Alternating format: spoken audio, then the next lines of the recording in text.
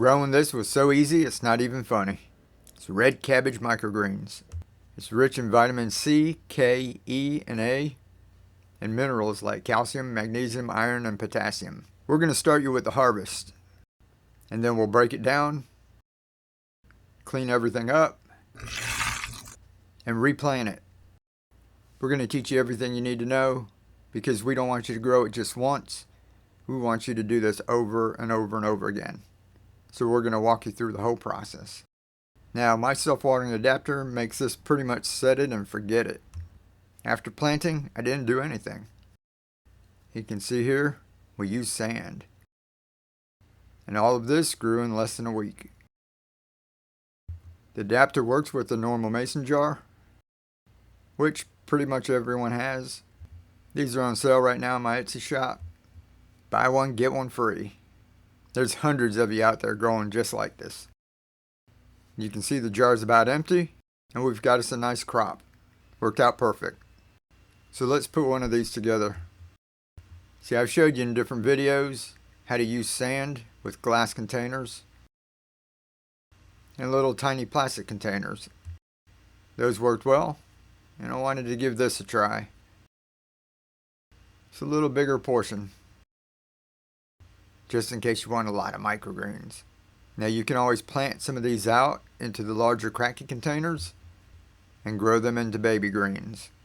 But for today, we're just going to harvest these. You can see how awesome these look. And we're trimming up above the sand, so there's not going to be a lot of them in the microgreens. We'll wash any of that off before we eat. Now you could always let these go another 2 to 4 days. Let them get a little longer. Increase your yield. And get a little farther away from the sand. But I think these came out just right. That's a load of red cabbage microgreens. And no work at all. Love it. Now if I don't eat these right away, I don't wash them. I just put them in a bag and toss them in the fridge. I'll rinse them in a big bowl of water to get the sand off right before I eat. Now this you can see, there's no mold, no mildew, no algae, and you can see all the roots. You also notice we use some hydroton or clay pebbles.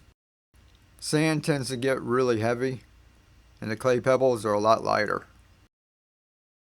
To clean up, I just get a big bucket, pull out the jar with my adapter on it. You can see it's pretty clean. There's no algae. It's only been on here for a week. A little bit of smutch in the bottom, but we'll just rinse it out. Now you can get a scrub brush, really clean it with a little soap and water, but don't use the dishwasher and definitely don't boil them. It's bioplastic. They'll warp and they won't fit anymore. And there you can see, just rinsing it off, looks just fine. Now check out all the roots. Growing right down through everything. Looks like it'd be a big mess to clean up, right? Well, I'm just going to toss everything in this bucket and rinse off the tray. Now you clean yours as you see fit. You might need some soap and water. Even a little bleach. Now we're just going to fill this bucket up. Kind of get everything all stirred up. Pretty much, the clay pebbles are light. They're going to float. The sand's heavy. It's going to sink. I use this big net pot as a strainer. And just skim the clay pebbles off the top.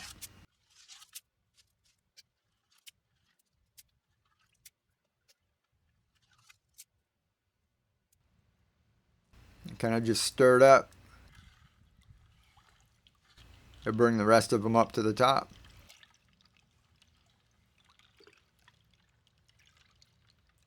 Scoop those off too. Then I get the hose, rinse those off. And then I usually let these sit in the sun for at least a week, maybe even 2. Then all the little roots would dry up. Here's one that's been sitting for several weeks. Now just reach in here, feel around for the roots.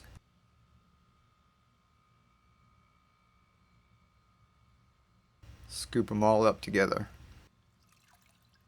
That's going to go in the compost. Once again, stir everything up and carefully dump out the water, making sure not to dump the sand out with it. Now you're just going to repeat the process a few times, each time stirring it up.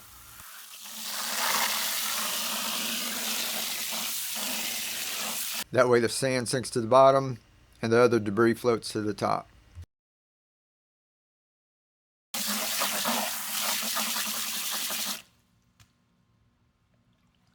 Each time you do it, it'll get clearer and clearer. And that just about does it. We'll pour off the rest. You can see it's nice and clean. Now I like to carefully just prop it up. Let the rest of the water drip out. So it'll sit with the clay pebbles for a week. Now let's replant. Now you see me growing these in a lot of baking dishes, but if you don't have any, plastic container like this would do. Now I took the mason jar and filled it up with nutrients. Attach the self-watering adapter.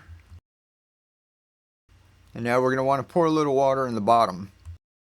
That way you keep as much in the mason jar as possible when you flip it over. I like to take one of my spare adapters so I can see how far up to fill it. I like to go right to the top of those holes, just about like that. Set that to the side and flip the mason jar in there. You'll notice that the water stops dripping out. Now we're going to get our clay pebbles, or leca. Just pour them in.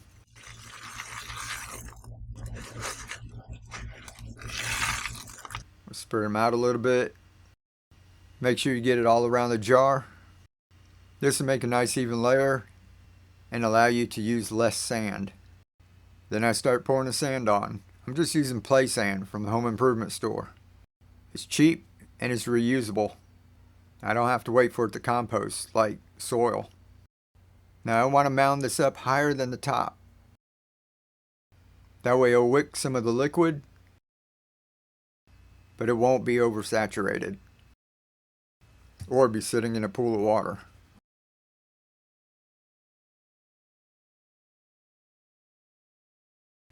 Now make sure your hands are dry. Get some seeds. I got these red cabbage microgreens from Greener Harvest Seeds. Bagel finagle. And just start spreading them on top. Put your nice even layer on there.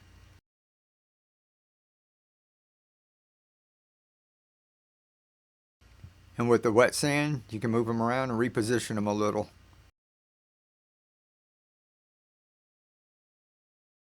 And then pick up any stray seeds. You can also do this on newspaper or cardboard, then you don't lose any seeds. Spritz it a little bit. And this is the top that came with the ribs. I'm just cutting a hole in it to fit around the mason jar. This is a homemade humidity dome. Now you can just set this in the dark for a few days, but if you have it outside, you can cover it with foil. We're just going to leave it like that. Alright, let that go for a few days, and if it does look like it's drying out, don't be afraid to spritz it with a little more water. Usually you don't have to. After they germinate, start pushing on the lid, I take it off. And then I just leave it. We're growing in sand, it's inert, no fungus gnats, and I can clean and reuse it in a week. Now I'm doing this outdoors.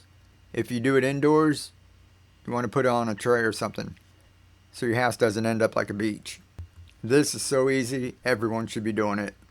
Don't forget, those adapters are buy one get one free. The link will be down in the description. Get out there, lift, inspire, keep on growing, be the change. Catch you next time.